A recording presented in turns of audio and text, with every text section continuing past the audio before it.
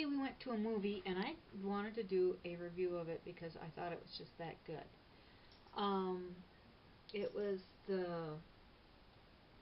Imagination game, I think it's what it was called. Let me see.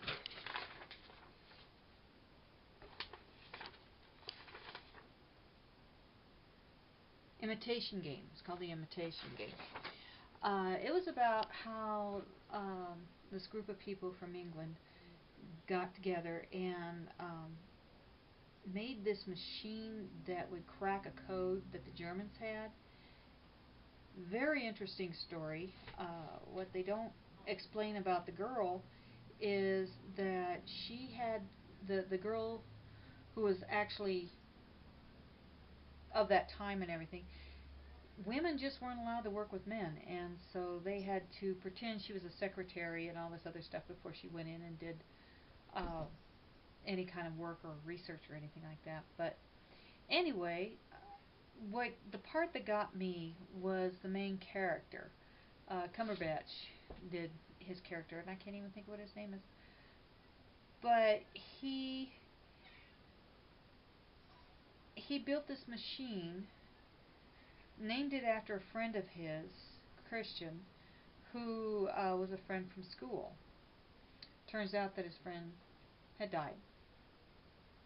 Was a very sick young man. Well, what was hard to understand, or how do I get to it?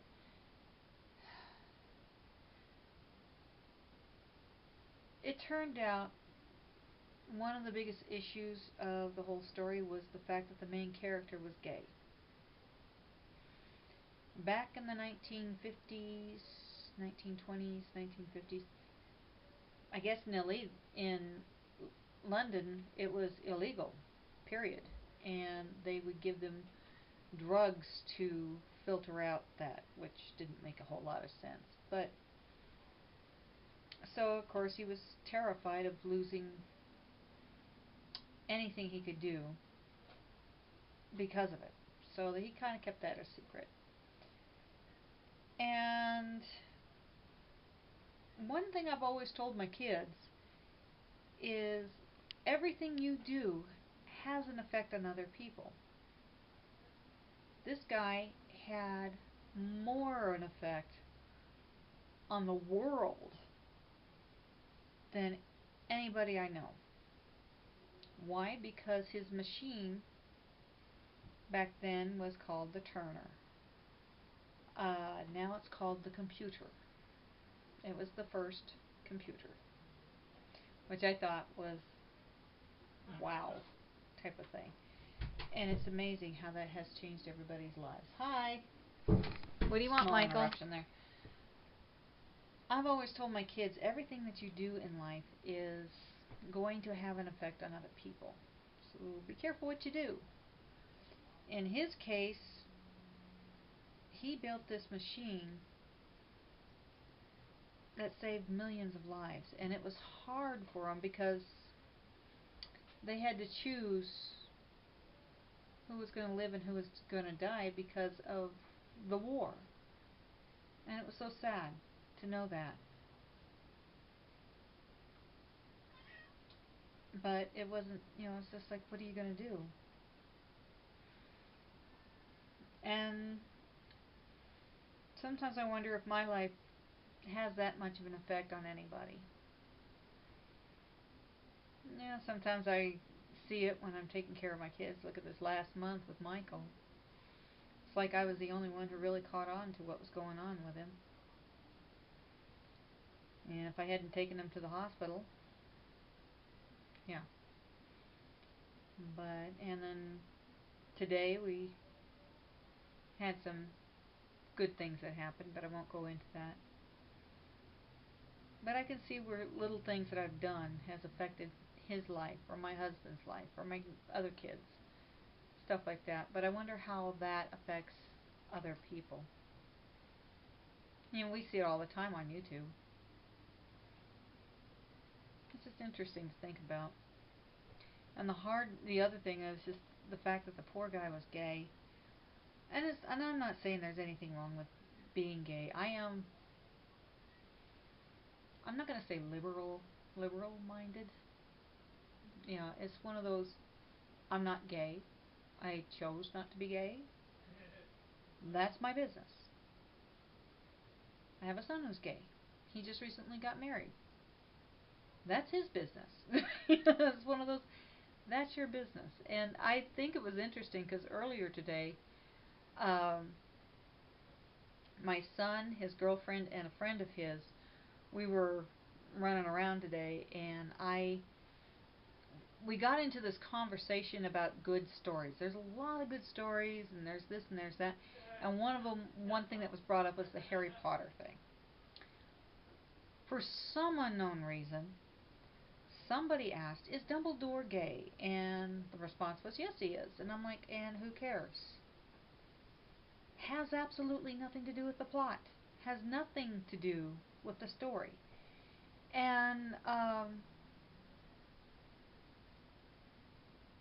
lot of stories are like that. It's like, why, you find out about a story, you find out about a movie, and it's an excellent movie, and then they have to point out whether the person's straight or gay, and it has absolutely nothing to do with the plot of the story.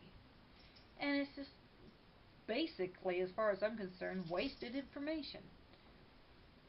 But in this story, it was a key factor to it. The fact that this guy was living in a time and age where that was against the law, and you could, punishment was, oh my gosh, and he had to go to jail, or he had to take this medication that could kill him, basically. And and he was one of the brightest minds of the times, probably even now, for all I know. And it was just so sad of the tragedy that happened in his life. He died at the age of 41. You know, it was just really sad. And he was a key factor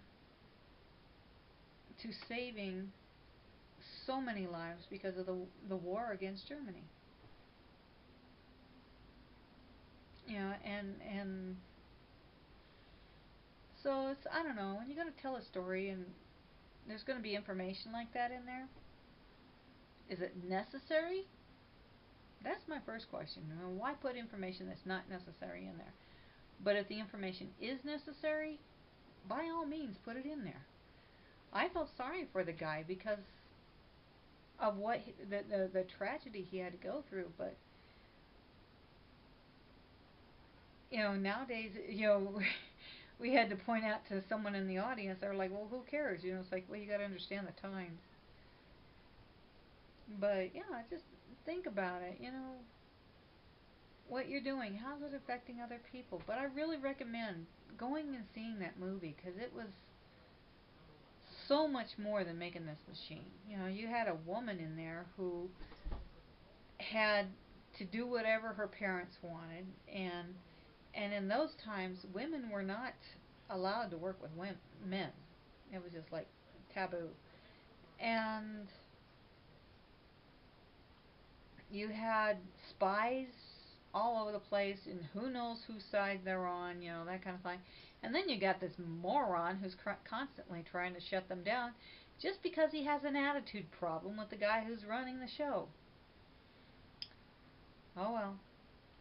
But go check it out. And it was The Imitation Game. It's a very, very, very good story. I really recommend it. Let me know what you think of it, okay? Bye.